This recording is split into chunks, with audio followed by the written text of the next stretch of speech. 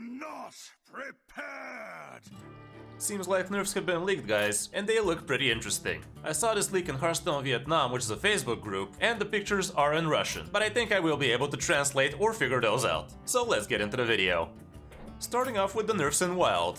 And the first one looks like Sorcerer's Apprentice is finally getting nerfed and pretty hard. And she is going up to 4 mana, which is very good. Everything else remains the same, including the effect, which still states that your spells cost 1 less. I do believe this is definitely gonna help Wild, and this is actually gonna stop Drekthar from being able to tether those out too. So no more minion cheating for Mage, I guess, in Wild. Moving down to the next nerf, and that is for Hunter, which is something that Zeddy pretty much nailed on the head. And like I told you in my nerf prediction video, I really like this nerf proposal as well, and it seems like it's taking effect. The Hunter Twin spell goes up from 1 mana to 2, and that denies Hunter including it in his odd Hunter archetype, and that's gonna be pretty good. This should definitely tone down the power level of that deck in Wild, which was pretty toxic if we have to be completely honest. Speaking of toxic, Incanter's Flow finally gets hit even harder, up to 4 mana, which is very good. If you guys remember, this spell used to cost 2 mana, and they nerfed it down to 3, and now we have it up to 4. And I think this finally is gonna help Incanter's Flow feel actually fair. I'm pretty hyped about this one, because Mazaki Mage is gonna have a lot harder time actually pulling off that BS as soon as turn 7. Yeah, they can still discount it down a couple of times with the new Honorable spell, but this time they're actually gonna have to work for it, and you also have to actually give them a target to do that. So in the end of the day, it's gonna be a decision you've made, and they're gonna be punishing you for it.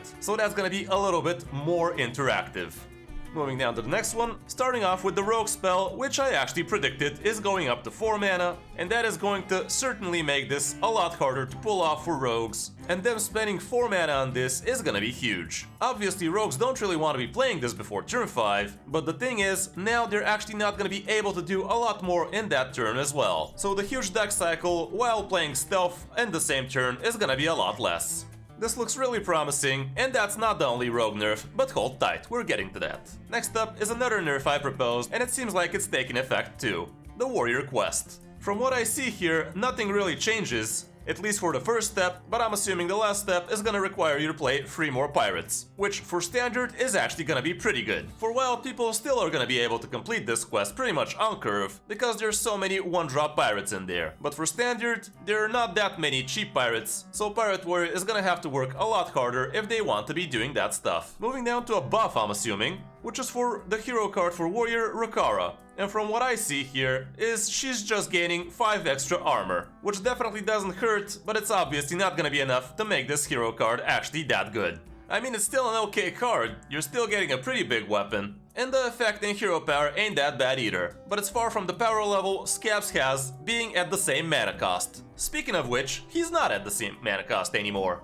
Scabby Boy is getting a slap on the wrist, and he's going up to 8 mana, which I still think is pretty strong, but it's obviously a step in the right direction. Having to wait an extra turn to be able to actually pull that one off is going to be taking its toll on rogues, because sometimes they're barely reaching that turn 7, and after that the game goes completely to the rogue's favor. The rogue class identity always has been that they can't really be dealing with big boards, and Scabby Boy is just dealing too well with big boards. And then some. The hero power becomes insane, the battle cry is insane, and also the couple of 2/4/2s with stealth are also pretty good, especially if you can't deal with them. I'm pretty sure that Scabs is gonna remain one of the strongest hero cards in this set, even after these nerfs, but I'm also pretty happy that Blizzard finally started nerfing legendary cards. And the last card from this patch is going to be obviously the Gnoll, which goes up in mana as well as down in attack. I did propose that Gnoll goes up to 7 mana and remains with the same stats, but I think this decision is pretty cool as well. You're still gonna be able to cheat these out as soon as turn 3, and you're not gonna be that sad having a free 5 for free mana now, are ya? High rolls will also be still possible for Rogue, and the later you play this one, it's just gonna eventually come down to 0 again. So you got that going for you as well, which is nice. Those are the 8 nerfs so far, and I'm not sure if this is gonna be the complete patch for Standard and Wild, but these look promising for sure. Like I said, it is a leak from a Facebook group, without stating any sources or anything like that, so keep this information with a grain of salt. But from what I see, it looks pretty much what the nerfs should look like, so I'm 95% sure this will be the reality we are gonna be seeing tomorrow. The patch will be going live on the 25th, but we will have confirmation if this is indeed the real nerfs in a little over 24 hours, so hold tight. Hope you enjoyed the video, and if you did, a like and a subscribe would be awesome. Thanks for watching, I'm Kris05, and I'll see you in my next video, or stream.